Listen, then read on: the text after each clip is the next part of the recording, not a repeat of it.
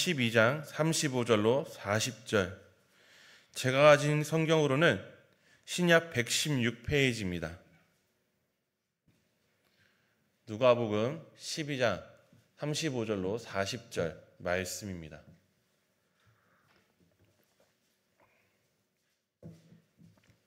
누가복음 12장 35절로 40절 말씀입니다.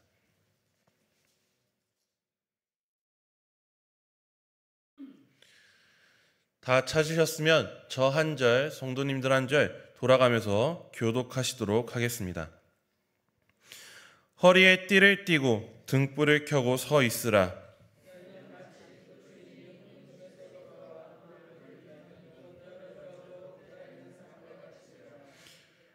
주인이 와서 깨어있는 것을 보면 그 종들은 복이 있으리로다. 내가 진실로 너희에게 이르노니 주인이 띠를 띠고 그 종들을 자리에 앉히고 나와 수종들리라.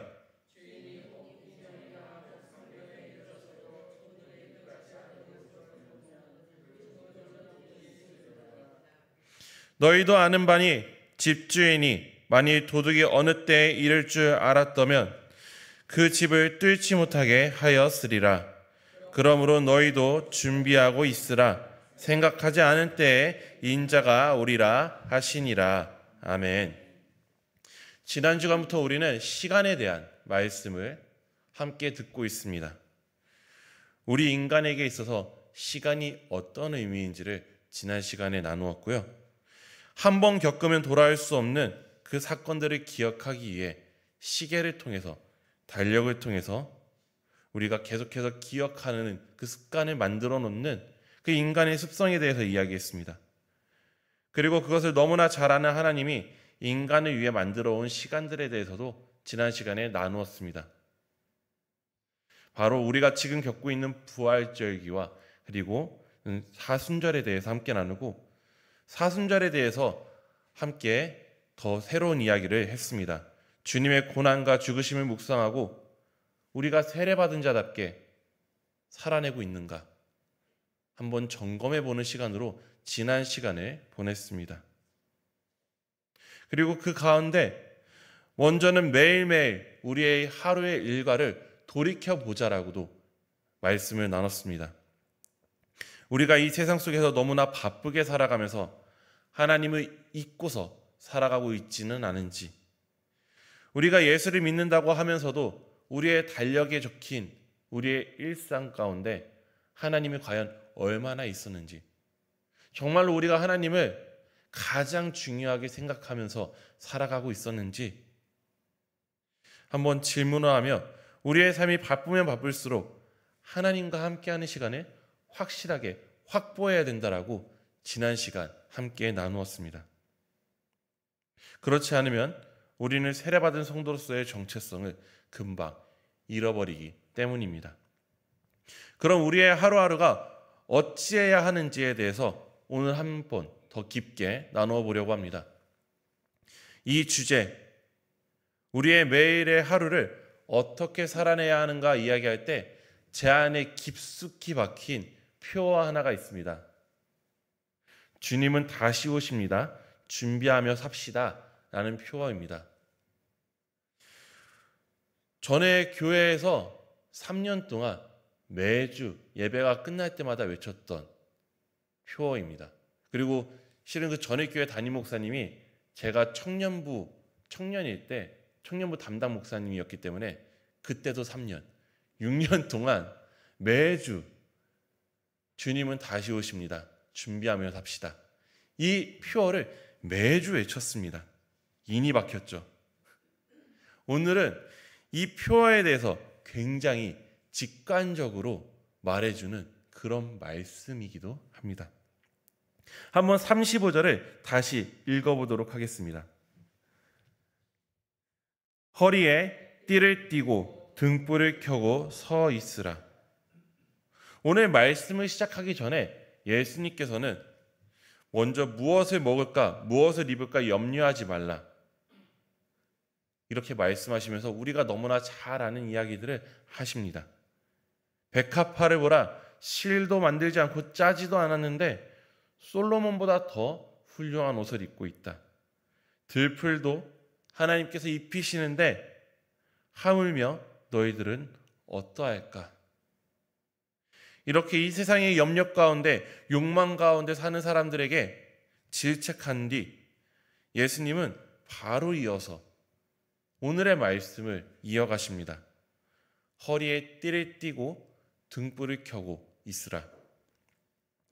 허리에 띠를 띈다는 말은 무슨 뜻입니까? 벨트를 맸다라는 거죠. 이 벨트는 우리가 밖으로 나갈 수 있는 최소한의 복장을 다 갖춘 다음에 가장 마지막에 하는 게 이 띠, 벨트입니다. 아무 옷도 안 입고 벨트를 차면은 그건 변태지요.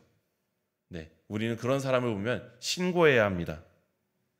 벨트를 찼다는 것 자체가 우리가 옷을 최소한의 사람들 앞에 나갈 수 있는 옷을 입었다라는 그런 말이기도 합니다. 그럼 이 벨트를 차는 중요한 이유가 무엇입니까? 우리의 의복이 맞춤복이 아닌 기성복. 지금 저도 기성복을 입고 있는데 저만 해도 이 다리 길이에 맞는 바지를 사면은 허리가 너무 헐렁해서 벨트가 없으면 나다닐 수가 없습니다. 유대인의 옷차림들은 어땠을까요? 유대인들의 옷차림은 진짜 펑퍼짐했습니다. 겉옷을 이불로 삼을 정도로 펑퍼짐한 옷을 뒤집어 쓰고 다녔고, 이 사람들이 일상생활을 제대로 하기 위해서는 허리띠를 매야지, 벨트를 매야지만 이 사람들은 움직일 수 있었습니다. 허리에 띠를 매고 있으라는 이 말씀은 유대인들에게 있어서 언제든 움직일 수 있도록 준비하도록 하라라는 말씀입니다. 띠를 띈다라는 것은 옷을 입고 있는 상황이라고 말씀드렸습니다. 그리고 언제든 움직일 수 있도록 준비하라는 말이라고도 했습니다. 생각만 해도 불편합니다. 집에서 편하게 있을 때 누가 옷을 다 갖춰 입고 정장을 다 갖춰 입고 집에서 편하게 있을 수 있을까요? 하지만 오늘 말씀에서는 그렇게 계속해서 불편함을 계속해서 유지하라고 말을 합니다. 실은 남자들은 이런 상황을 한 번씩은 다 경험해 보게 됩니다. 군대에서 5분 대기조라는 임무를 맡으면 이런 상황을 경험합니다. 이 임무 때에는 언제든 나갈 수 있도록 모든 군복을 다 차려입고 심지어 평상시에 입지 않았던 탄을 차는 그 탄띠를 다 메고 헬멧도 들고 총도 들고, 물론 총알이 없는 그 총을 들고 하루 종일 생활을 합니다. 언제든 사이렌이 울리면, 그러니까 상황이 터지면 나갈 수 있도록, 이를 위해서 밤에 잠을 잘 때도 옷을 다 입고 헬멧도 옆에 바로 두고 탄띠도 다 이렇게 차고서 잠을 잡니다. 군화도 신고 잠을 잡니다. 너무나도 불편한 상황을 계속해서 유지해야 되는 임무입니다. 하지만 상황이 발생하면 이 불편함이 어떻게 됩니까? 생명을 살리는 불편함이 됩니다. 이 불편함이 우리의 목숨을 살리는 이 구명줄이 되는 것입니다. 그럼 오늘 말씀 속에서 터지는 사이렌이 울리는 상황이 어떤 상황입니까? 36절 말씀입니다. 너희는 마치 그 주인이 혼인집에 돌아와 문을 두드리면 곧 열어주려고 기다리는 사람과 같이 되라. 지금 이 집 주인은 혼인잔치에 참여했습니다. 그 당시 유대인들의 혼인잔치는 밤늦게 시작합니다. 언제 끝날지 모릅니다. 그리고 자연스럽게 파하면은 그 혼인잔치가 끝나는 것입니다. 이 집에서 섬기는 사람들은 주인이 이 잔치를 끝까지 참여할지 아니면 중간에 돌아올지는 모릅니다. 아예 정보가 없이 주인이 오기를 기다립니다. 왜냐하면 주인은 반드시 자기의 집으로 돌아오기 때문입니다. 분명히 옵니다. 언제 올지 모르는 것뿐입니다. 오늘 말씀은 그 주인이 혼인집에서 돌아와 문을 두드릴 때, 그때가 분명히 온다. 그리고 그때가 다가오면 문을 열어줄 수 있게 준비되어 있어야 된다라고 경고하고 있습니다. 그럼 여기에서 주인은 누구겠습니까? 우리는 너무나 잘 알고 있습니다. 예수님이고 여기에 나오는 종은 우리들입니다. 성경이 분명히 말하는 것이 있습니다. 예수님은 분명히 다시 오십니다. 주님은 다시 오십니다. 분명히 오십니다. 하지만 언제 올지 몰라요. 그래서 마태, 마가복음에서 예수님께서 오시는 그날에 대해 이렇게 말합니다. 그러나 그날과 그때는 아무도 모르나니 하늘에 있는 천사도 아들도 모르고 오직 아버지만 아신다. 우리가 이 땅에 오신 예수님을 만나는 날은 언제일까요? 우리가 알지 못하는 예수님께서 다시 이 땅에 오시는 그날이 우리가 예수님을 다시 만나는 그날입니다. 하지만 대부분의 사람들은 예수님께서 이 땅에 오시는 것을 보지 못하고 죽습니다. 그럼 그 죽음, 그 개인의 종말이 우리가 또 예수님을 만나는 날이 됩니다. 그리고 그 날, 우리가 예수님을 만나는 날 일어나는 일이 무엇입니까? 성경에는 무엇이라고 말합니까? 심판입니다. 예수님께서 이 땅에 다시 오시든 우리 개인의 종말에 맞이해 죽어서 예수님을 만나든 그때 우리가 경험하는 것은 심판입니다. 예수를 믿는 자도 심판해 받습니다. 하지만 이 사람의 자리는 원고의 자리에서 심판해 받습니다. 그들이 살아오면서 겪었던 어려움, 오늘 말씀에서 깨어 준비하는 이들이 겪는 그 불편함을 예수님께서 갚아주시고 그 억울함도 풀어주시는 그날이 분명히 옵니다. 예수님을 믿지 않는 사람들도 심판을 받습니다. 이들은 원고의 자리가 아닌 피고의 자리에서 심판을 받습니다. 이날에 그들은 슬피 울며 이를 간다라고 말합니다. 그래서 39절에는 이렇게 말합니다. 너희도 아는 바니 집주인이 만일 도둑이 어느 때에 이를 줄 알았더라면 그 집을 뚫지 못하게 하였으리라. 우리가 언제 죽을지를 안다면, 예수님께서 언제 이 땅에 오실지를 안다면 그때 우리는 맞춰서 준비되어 있으면 되겠지요. 하지만 우리는 그걸 모른다는 게 문제입니다. 많은 사람들은 이야기합니다. 죄 짓고 살다가 죽기 전에 회심하면 되는 거 아니냐? 그게 불가능한 이유가 바로 여기에 있습니다. 언제 올 줄 알고요. 언제 우리가 주님을 만날 줄 알고 우리가 죽기 전에 회심하면 된다라고 말을 합니까? 예수님이 오시는 날이든 개인의 죽음이든 이 날은 남녀노소를 가리지 않습니다. 나이를 가리지 않고 옵니다. 세례가 교회의 이 식구가 되는 통과 의례가 됐을 그때 어느 순간부터 이 세례는 구원받기 위해서 가장 기본적으로 달성해야 되는 목표가 되었습니다. 세례를 받지 않으면 구원을 받지 못한다라고 여겨졌습니다. 어린아이가 태어나서 세례받지 못하고 죽으면 이 아이는 구원받지 못하기 때문에 유아 세례가 굉장히 중요하게 여겨졌습니다. 주기적으로 받는 성찬도 굉장히 중요하게 여겨졌던 때가 있습니다. 성찬을 받고 나서 그 다음 성찬을 받기 전에 죄를 저지르고 죽으면 심판을 피하지 못한다고, 피고로서의 심판을 피하지 못한다라고 믿었던 때가 있습니다. 물론 굉장히 두려움에 가득 차고 건강하지 못한 신앙이지만 그 안에 담긴 마음은 우리가 생각해 볼 여지가 있습니다. 우리의 죽음은 어린아이도 피해가지 않고요. 우리의 일상을 피해가지 않습니다. 그때 준비되어 있어야 된다라는, 언제 오실지 모르니까 우리가 세례를 빨리 받고 매번 성찬에 빠지지 않고 참여해야 된다라는 그 마음만은 우리가 생각하면서 마음에 새기고 살아야 합니다. 유아 세례 이야기가 나와서 말입니다. 이 유아 세례는 부모가 자녀의 신앙을 책임지겠다라는 부모의 결단이기도 합니다. 그래서 이 아이는 유아 세례를 받고 커서 입교라고 자기가 이제 스스로 신앙 고백을 하는 그 시간을 가지게 됩니다.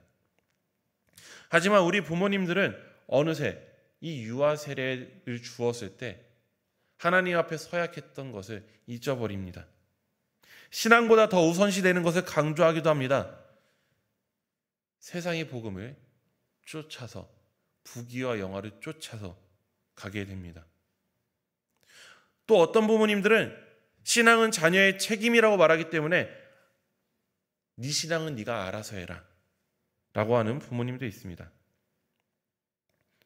하지만 정말로 그런 일이 있어서는 안 되지만 우리의 자녀의 종말도 언제 올 줄 알고요.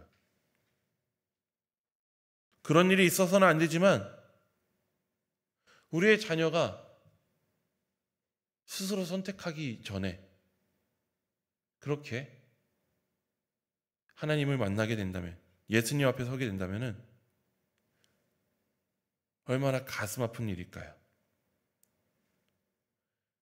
우리는 남녀노소 나이를 가리지 않고 항상 준비하는 일생을 살아야 하고 우리 자녀들도 그 준비하는 인생을 살도록 우리가 계속해서 중심을 잡고 서 있어야 합니다. 이 준비하는 일들이 굉장히 고되고 어려운 일이 될 수 있습니다. 세상의 복음과는 정반대로 가는 길입니다. 하지만 이것에 대한 분명한 상급이 있다라고 예수님께서는 약속하십니다. 우리의 믿음의 조상들은 이것을 너무나 잘 알고 있었습니다.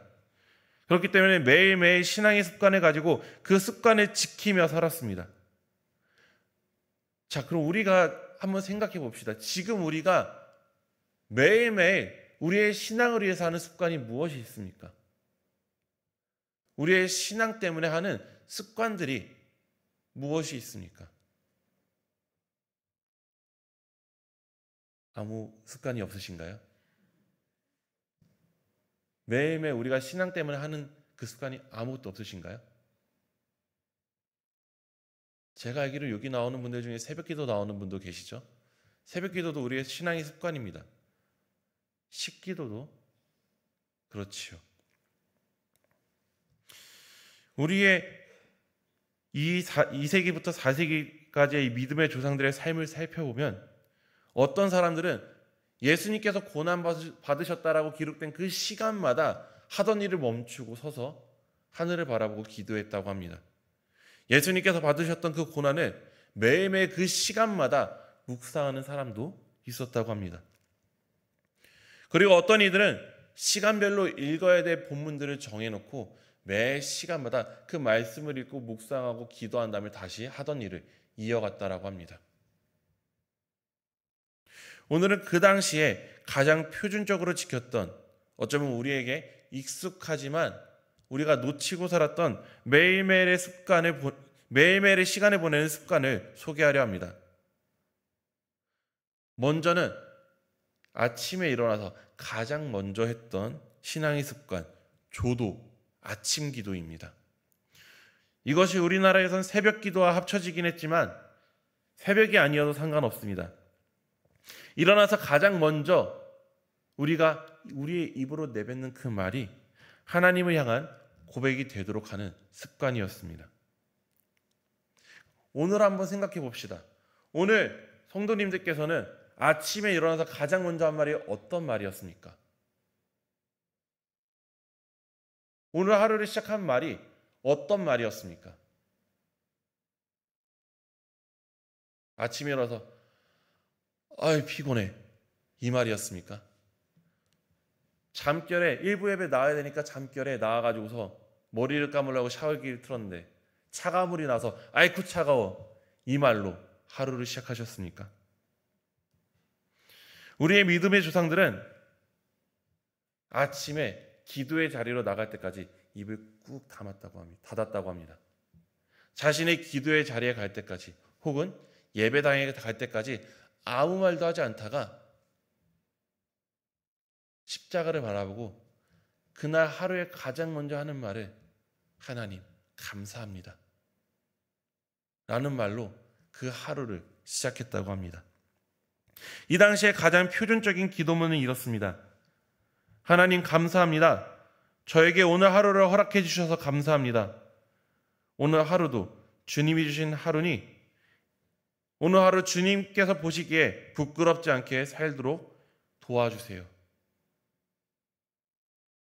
아침에 일어나서 그날 하루를 가장 먼저 시작하는 그 말이 이 기도였다라고 합니다.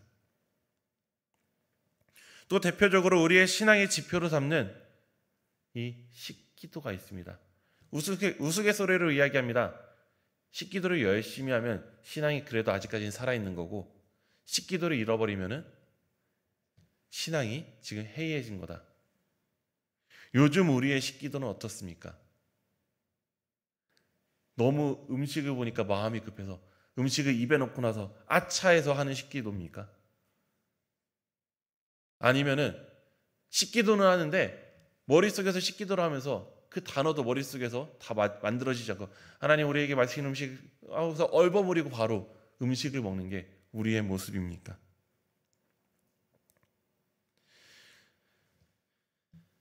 우리는 이 식기도 가운데 그냥 너무 상투적이고 너무나 급한 마음으로 기도할 때가 많습니다. 우리의 믿음의 선배들은 이 식기도도 남다르게 이 시간을 하나님께 드린다는 마음으로 기도를 했습니다.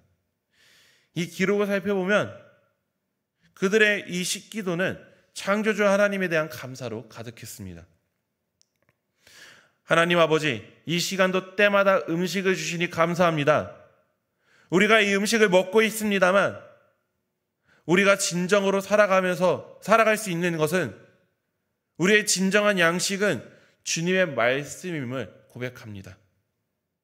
이렇게 식기도를 하면서 우리가 주님께 속해 있고 주님이 없이면 살 수 없는 사람임을 매 시간마다 고백했다고 합니다. 그리고 하루를 마치기 전에도 순서가 있습니다.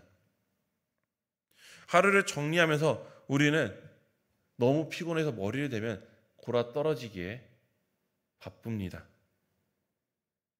하지만 이 당시 사람들, 그 당시에는 전등이 아니라 촛불을 후 불어 끄면서 저녁 기도, 만도를 했습니다. 이 당시에 가장 표준적인 이 만도, 기도의 기도문은 이렇습니다. 주님, 지금 우리가 이 촛불을 끈 것 같이 이 시간 우리의 인생이 훅 꺼지더라도 오늘 우리에게 주신 이 하루로 말미암아 저는 충분히 만족합니다. 감사합니다. 이 기도로 하루를 마무리했습니다.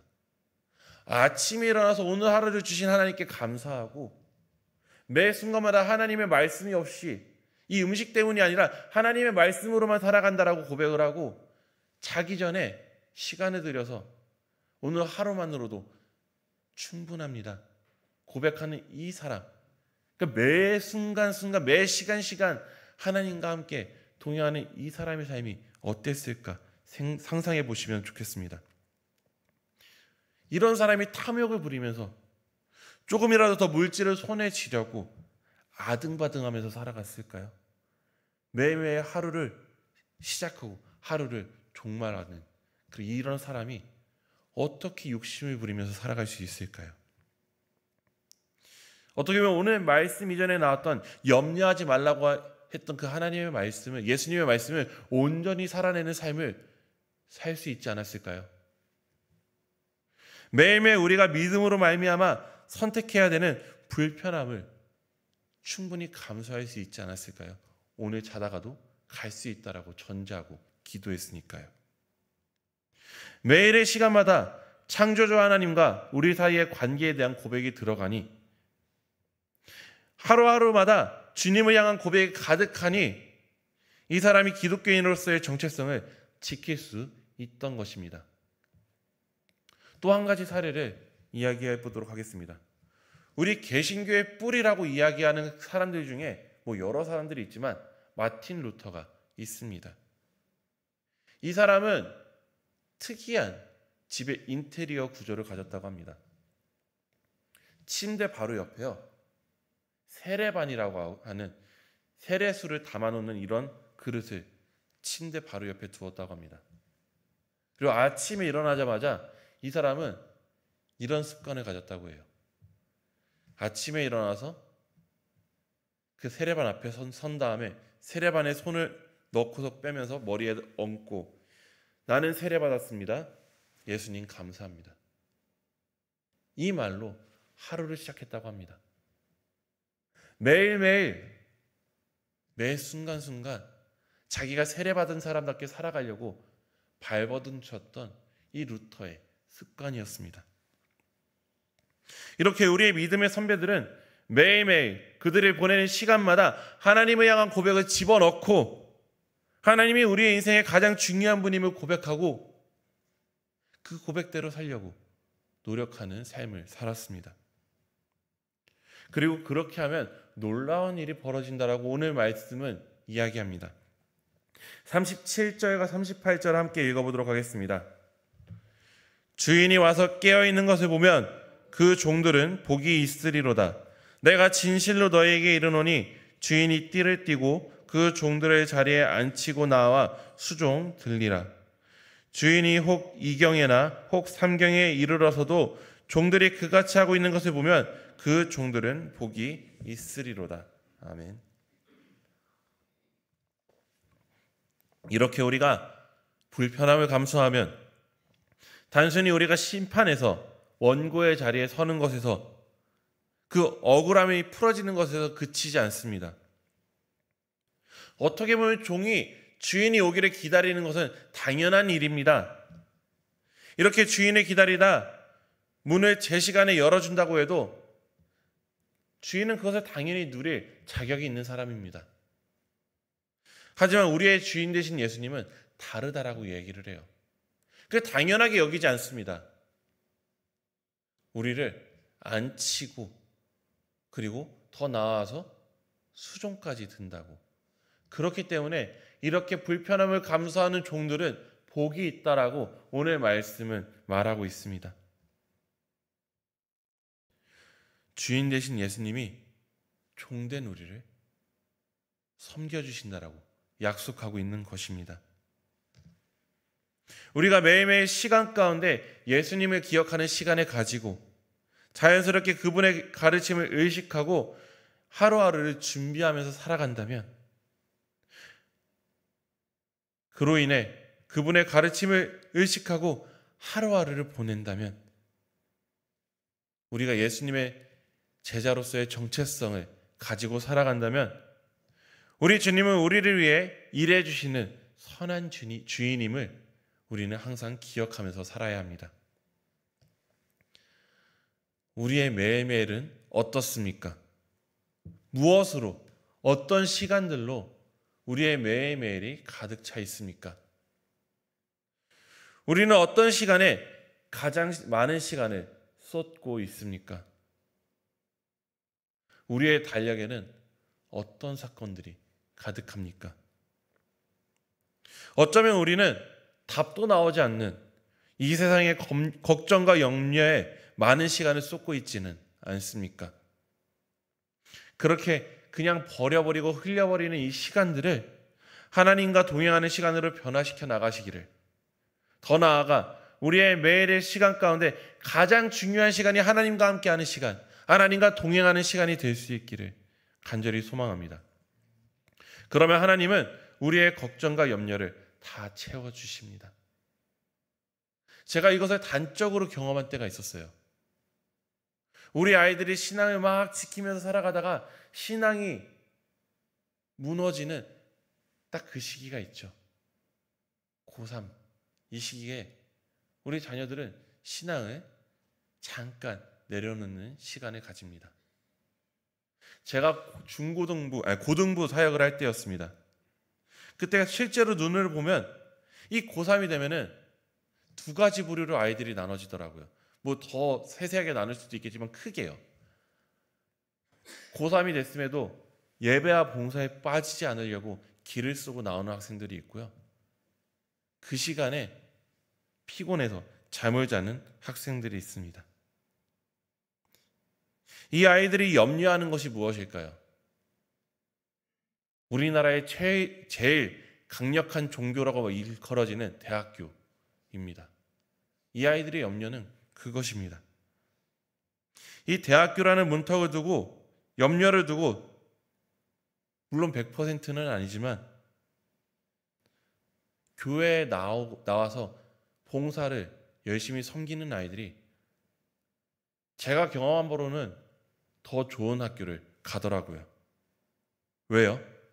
하나님께서 이 아이들을 도우셔서 모르는 문제도 찍게 만들어주셨을까요?